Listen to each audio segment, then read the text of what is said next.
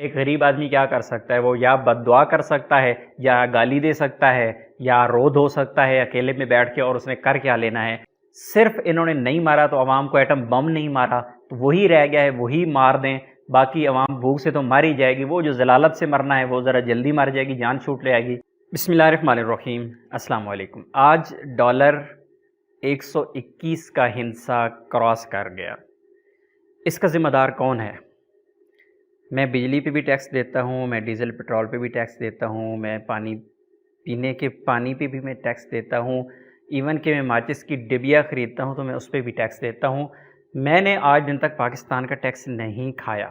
ایک عام ریڑھی والا، ایک عام دیہڑی لگانے والا، ایک عام بندہ جو سارا دن جوتے سلائی کر کے گھر کا گزارا چلاتا ہے، ایک عام بندہ جو سارا دن کپڑے سی کے سلائی کرتا ہے، ہر بندہ ٹیکس دیتا ہے، کوئی بھی ٹیکس چور نہیں ہے۔ پھر ٹیکس چور ہے کون؟ اور کن لوگوں نے اس ملک کا بیڑا غرق کیا، کن لوگوں نے اس ملک کو تباہ کیا، کن لوگوں نے غریب کی زندگی کو اجیرن کر دیا، غریب کی زندگی کو مشکل کر دیا۔ سوال یہ ہے، نہ امریکہ نے نہ کیا، نہ انڈیا نے کیا۔ ہمارے سب سے بڑے دشمن تو وہی ہیں۔ کوئی ہمیں ادھر سے بتاتا ہے کہ آپ کا دشمن امریکہ ہے، دوسرا بتاتا ہے آپ کا دشمن انڈیا ہے۔ انہوں نے تو کچھ نہیں کیا، ہم تو آزاد ملک میں رہ رہی ہیں۔ تو پھر یہ کیا کس نے؟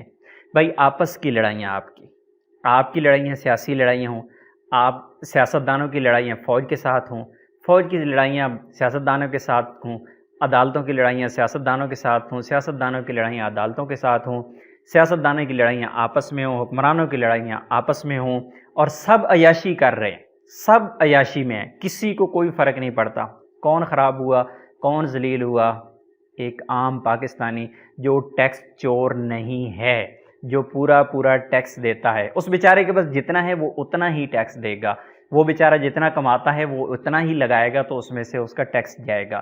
لیکن جو بڑے بڑے ہیں، چور، کرپٹ، بدماش، لٹیرے، سب کی زندگی میں کوئی بھی فرق نہیں پڑا، مزے سے اپنی زندگی گزار رہے ہیں، لیکن لڑائیاں دکھا کے، لڑائیاں کر کے عوام کا دماغ بھی ایسا بنا دیا کہ یہ آپس میں لڑتے ہیں اور عوام ان کے ساتھ ہو جاتی ہے کہ ہم بھی آپ کے ساتھ کھڑے ہوئے ہیں، ہم بھی لڑنے مرنے کے لیے تیار ہیں، ایسے لڑیں گے مریں گے نہیں تو بھوک سے ضرور مر جائیں گے۔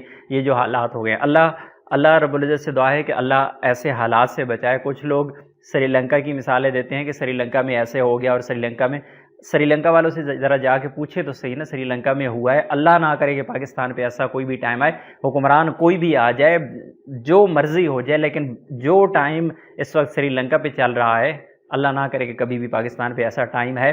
لیکن یہ آپس کی لڑائیاں کر کے اپنے مفادات کی خاطر عوام کو انہوں نے ذلیل کر دیا ہے۔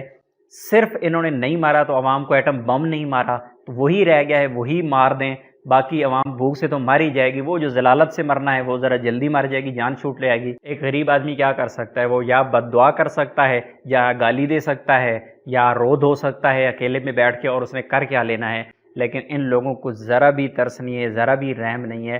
حالات ملک کے کہاں سے کہاں چلے گئے۔ اللہ رب العزت سے دعا ہے کہ اللہ ہمارے ملک کی، پاکستان کی حفاظت فرمائے، اور اسپیشلی غریب عوام کی حفاظت فرمائے۔ جو لوگ بیرون ملک بیٹھے ہوئے ہیں، جن لوگوں کے بڑے بڑے بزنس ہیں، بڑے بڑے کاروبار ہیں، ان کو ان باتوں کی بالکل بھی سمجھ نہیں آئے گی۔ جو غریب بندہ ہے اس کے حالات آپ جا کے دیکھیں اور اس سے پوچھیں، اور سفید پوش بندہ ہے وہ بیچارہ اپنے 2 ٹائم کے کھانے سے بھی تنگ ہے۔ اللہ رب العزت سے دعا ہے کہ اللہ تعالیٰ رحم فرمائے۔